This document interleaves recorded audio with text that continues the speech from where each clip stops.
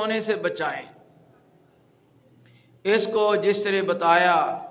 کہ کسی چیز میں سوراخ ہونے سے اس میں پڑی ہوئی چیز نکل کر ضائع ہو جاتی ہے، یا سوراخ دار کشتی جہاز ڈوب جاتا ہے، اس طرح ایمان کو ضائع کرنے والی باتوں کو توجہ کیا جائے، ان پر فوکس کیا جائے، ٹارگیٹڈ انداز میں ان کو خصوصاً ترجیحی بنیادوں پر اس کا خیال رکھا جائے، کہیں اپنے ایمان کو پروف کریں، واٹر پروف کی طرح سنبھالیں، اور اس کی خوشبو سے انسانیت کو معطر کریں، معاشرے کو منور کریں، اپنے لیے مشعل راہ بنائیں اور قیامت کو نجات کی دلیل بنائیں۔ جیسا کہ فرمایا کہ کچھ بدوی لوگ، بعد نے کہا کہ کچھ قبیلوں کے منافقین ظاہری طور پر مسلمان ہو گئے یا دلی طور پر مسلمان ہو گئے، تازہ انہوں نے اطاعت رسول کا اعلان کیا، مخالفت چھوڑ دی، اسلام کے مقابلے میں جو دین اپنایا ہوا تھا اس کو ترک کرنے کا اعلان کیا، اسلام کو اور حضرت محمد صلی اللہ علیہ وسلم کو سچا قبول کر لیا۔ اعلان کرنے کے ساتھ کیا کہنے لگے؟ ہم بھی مومن بن گئے۔ تو اللہ تعالیٰ نے فرمایا قالت الاعراب آمنا، یہ اعرابی کہتے ہیں ہم ایمان لے آئے، قل لم تؤمنوا، تم یہ نہ کہو ایمان لے آئے،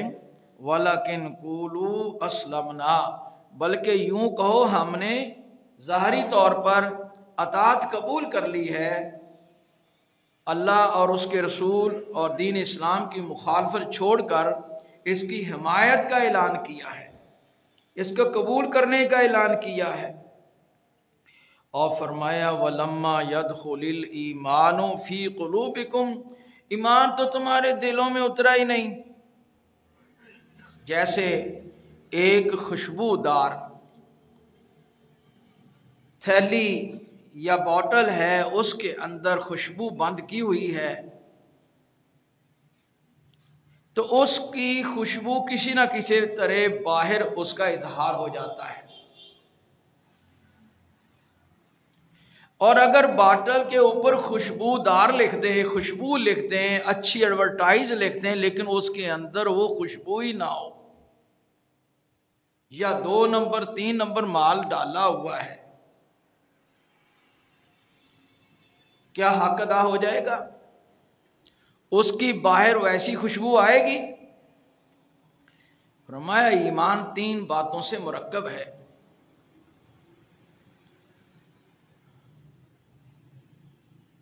اقرار باللسان و تصدیق بالقلب، و اقرار باللسان و تصدیق بالقلب و عمل بالجوارح،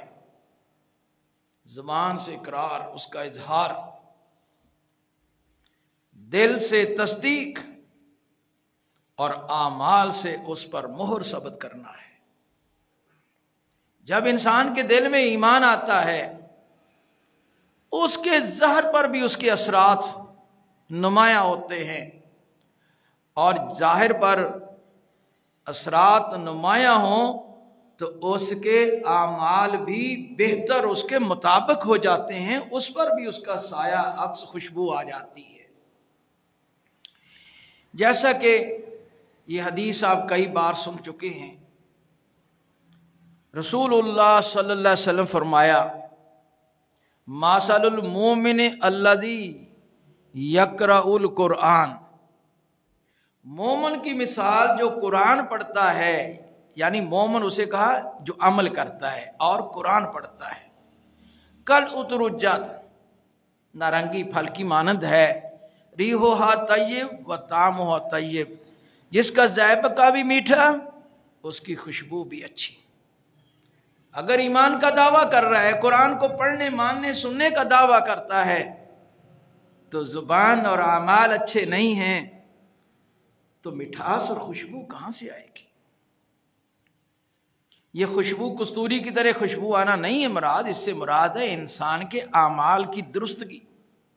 وہ بھی سنور جاتے ہیں، وہ بھی معاشرے کو متاثر کرتے ہیں۔ اور فرمایا ماسل مومن لا یقرأ القرآن کالتمرۃ لیس لہا ریح وطعمھا حلو۔ وہ مومن جو عمل تو اسلام کے مطابق کرتا ہے اس کے قرآن نہیں پڑھتا، اس کی مثال کھجور کی مانند ہے، جس کی خوشبو تو نہیں ہے، ذائقہ میٹھا ہے۔ تو پتہ چلا ایمان دل کا اقرار، تصدیق، گواہی، زبان کا اقرار، زبان سے اظہار اور اس کے عمل، تینوں ایک دوسرے کے ساتھ لازم و ملزوم ہیں۔ جب وہ مل کر ایک دوسرے کی خوبصورتی بن جاتے ہیں تو وہ اس کے لیے نجات کی دلیل بنتے ہیں۔ ایک درخت ہے، بڑا قیمتی ہے، اس کی کیلی جڑیں ہیں، تنا نہیں نکلا، بڑا قیمتی، امریکہ سے اتنا قیمتی بیج لایا ہے، بویا ہے زمین کے اندر، تحقیق بتاتی ہے جڑیں تو ہیں، تنا نہیں نکل رہا، بڑے پریشان ہو جاتے ہیں، بھائی اتنا قیمتی درخت یا فصل بیج اگ رہا ہے لیکن باہر نہیں نکل رہا، تو آپ مایوس ہو جائیں گے۔ اس کے اوپر جیسے بھی مہریں لگی ہوئی ہیں، اس کے لیے جیسے بھی تصدیق کے سرٹیفکیٹ دیے ہوئے ہیں، جتنا بھی پیسہ لگایا ہے، آپ کہتے ہیں کوئی حال نہیں، مارے گئے، ڈوب گئے۔ جب اسے تنا نکل آئے تو آپ خوش ہونے لگ جاتے ہیں، چلے بھائی کچھ کام ہوا۔ جب وہ تنا آگے بڑھے، اس پر شاخیں لگیں، پتے لگ گئے ہیں، خوبصورت بن گئے، پھول نہیں لگتے، پھل نہیں آتا، جس پرپز مقصد کے لیے لیا تھا، نہ تو وہ آگے پھل دے رہا ہے، نہ آگے بیج دے رہا ہے، نہ خوشبو دے رہا ہے، تو تب بھی کہتے ہیں آئندہ اس کمپنی کا بیج نہیں لانا، یہ پودا نہیں لانا، کہ اس کی جڑیں بھی ہیں، تنا بھی ہے، شاخیں بھی ہیں، پتے ہیں، خوشبو نہیں ہے، پھل نہیں ہے۔ اسی طرح ایمان، دل کے اندر جڑیں تو ہیں، باہر زبان بھی بول رہی ہے، ٹوٹی پھوٹی نماز روزہ کر کے بھی ظاہر کر رہے ہیں، شاخے پتے آ گئے، لیکن اس کے اندر وہ خوشبو نہیں نکل رہی جو زبان کے ساتھ ایک خوشبو والی بوتل کا ڈھکنا کھولنے سے نکلتی ہے،